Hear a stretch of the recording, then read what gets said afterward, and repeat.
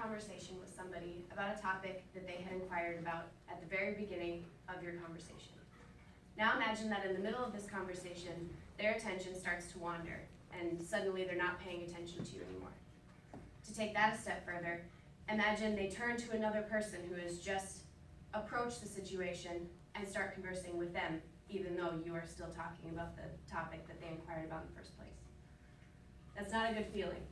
And yet, there are so many women in STEM fields nowadays that have that experience on a daily basis. Sarah Richardson, a synthetic biologist at Berkeley, has had that experience firsthand. She's been disrespected as a scientist and told, well, you don't look like a scientist. Every day she goes through and she writes papers and she makes presentations, and yet nobody wanted to give her funding until she added other men on her projects and put their names at the top of that paper that she wrote along their side. Women in STEM fields are often underrepresented and not given the acknowledgement that they deserve for their skill set and their knowledge in their field.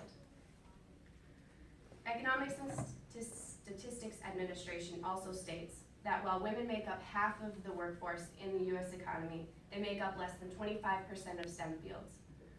We now notice that while we are alive and well in the working community, STEM fields are extremely underrepresented as far as women goes.